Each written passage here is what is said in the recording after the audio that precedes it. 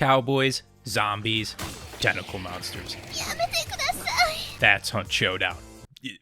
Kinda. It's an FPS game where you have to find clues, fight a boss for a bounty, and extract without getting murked by AI or other players. It's a bit of a niche title, but it has amassed a pretty good amount of popularity, and in just a few months we'll be celebrating its 3rd anniversary. However, Hunt is a video game that almost wasn't a video game. What do you mean by that? You'd probably assume that Hunt Showdown was created like any other game. You know, the devs had an idea, developed it, and then released it to the public. Well, Hunt Showdown's conception was nowhere near this easy. Not everyone knows this, but another game was in production before Showdown, so if a few things played out differently, we could have never gotten the cowboy shooting tentacle monster game we all love. Today I want to take a look back at the events that transpired, the title we could have got, and whether or not it would have been any good. That title being Hunt: Horrors of the Gilded Age. To start, we'll need to go all the way back to June 3rd, 2014, when Crytek released a trailer showing a group of 4 players up against an army of zombies and monsters. That game, as mentioned previously, was Hunt: Horrors of the Gilded Age. Set in the 1880s, Hunt was a co-op experience where players would take on the roles of hunters who willingly venture into the deadliest territories, facing the hideous creatures that have overrun them. Sounds like an original concept, you know?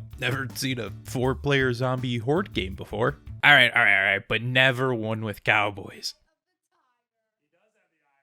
Are you sure about that? Jokes aside, it does seem like Gilded Age took some inspiration from earlier titles, but a 50-second trailer isn't much to go off of. Thankfully, about a week later, we got a few exclusive videos showing some pre-alpha gameplay. Jumping in, we're put into a swampy area and receive a task to assassinate the witch. You can definitely see similarities to games like Red Dead, Left 4 Dead, and Resident Evil. First thing you'll probably notice is that this game was actually played in a third-person perspective. The next thing you should notice is, holy fuck, this aim and movement is atrocious. I don't know what these devs were doing. They had to be playing on like an Etch-a-Sketch or blindfolded or something.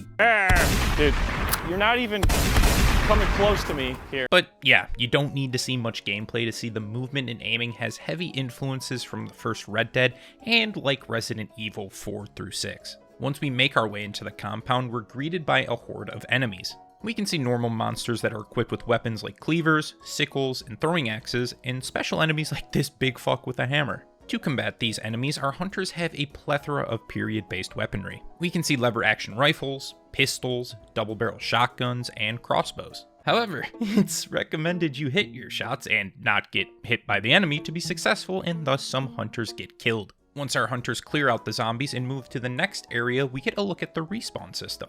We see a previously deceased hunter in a coffin. This is a pretty similar system to Left 4 Dead 2, where your teammates would respawn further up in the level and would require another person to help free them. Hunt's version was pretty neat though. The ways in which your character would respawn had some nice variants. You could respawn in that coffin, tied to a chair, on a conveyor belt, or even hanging upside down. It'd be on your team to free you, which could be extremely fucking trolly. I can only imagine people just leaving poor Jimmy hanging upside down for the entirety of the match while he slowly gets nauseous.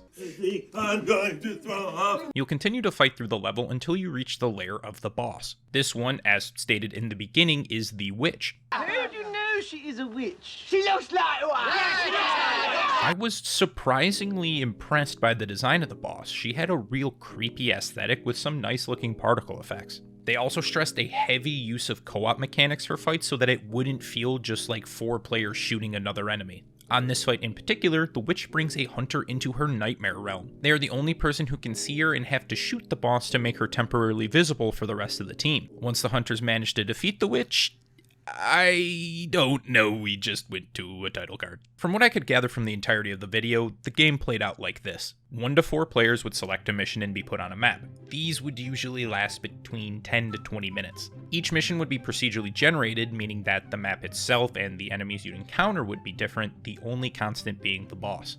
Along with the boss fight, players would have side objectives that would give clues on the location of the boss's lair. Hunters would have access to weapons and craftable tools to use in completing their fight. Ammo was a limited resource, so you need to make sure to loot some as you progress through the level. Once you've completed a mission, you would gain experience and money to use on your character for abilities or new weapons. You would then create a class using limited slots, and that's what you would bring into your next mission. The goal being then to level up your character so that you could have all of the tools and weaponry for for any situation. Some other cool things to note about the game. The devs plan to launch with a shit ton of bosses and maps and constantly bring in more to keep the gameplay loop fresh. Hunt was also going to be free to play. It's a pretty uncommon thing for that time period, especially a AAA game. The only microtransactions were going to be skins for your hunter and weapons, and that's how they plan to make a majority of their money. A beta test was scheduled for fall of 2014, and I specifically remember signing up for it myself because I'm always interested in new co-op games. However,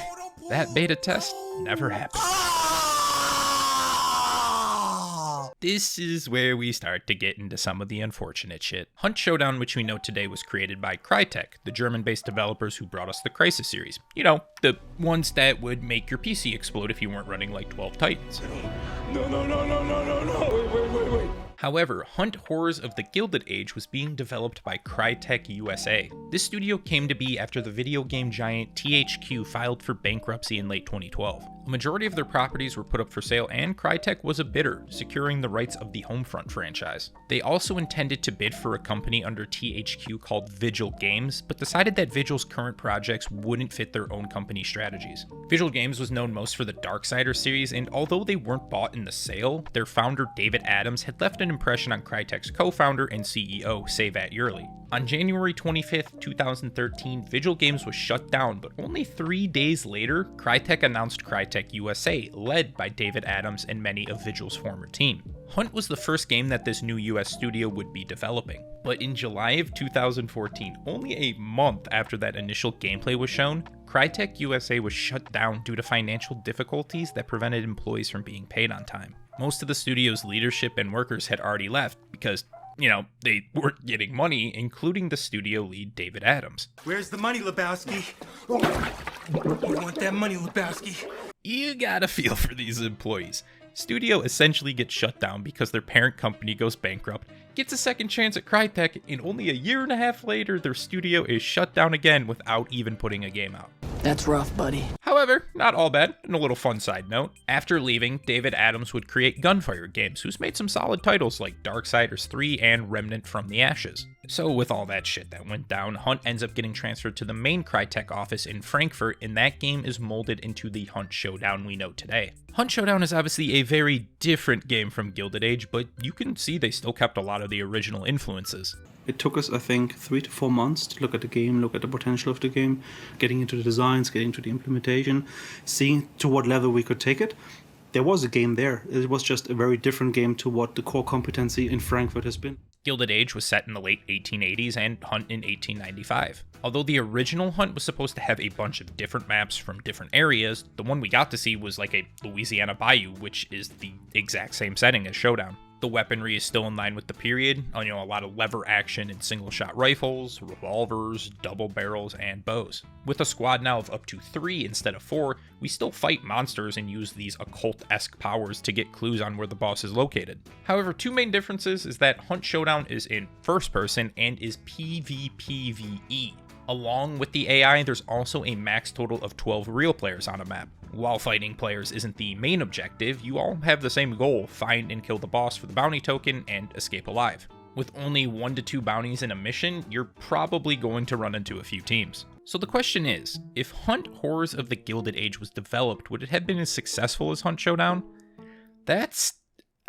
I don't fucking know. It's kind of hard to base the entire success of a game based on 10 minutes of gameplay. I will say that there's still a market for that co-op shooter style of game. 13 years later, Left 4 Dead 2 still gets like 15 to 20k daily players, but I do know a lot of that is from the mods you can install for the game. It might have been some shitty circumstances for how we got here, but I think Hunt Showdown would have been the better game. It's definitely a niche market, but besides Escape from Tarkov, there isn't really a game like it on the market. It's constantly being updated with new content and balance patches, which just shows that devs really care about this game. But the biggest thing I think, and based on how games are designed today, that the multiplayer aspect of actually having real people to fight fits more in line with what people are interested in nowadays. I'll now turn that question to you. Hunt Horrors of the Gilded Age or Hunt Showdown?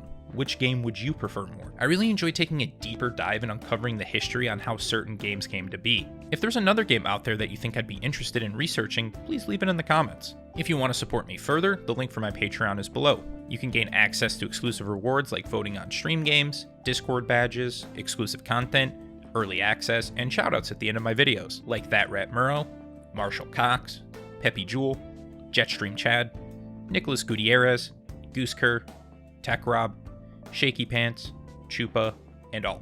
And if you enjoyed, this video specifically, you could drop a like, comment, subscribe if you haven't, and I appreciate you guys. Thank you all for watching. Hope to see you here again.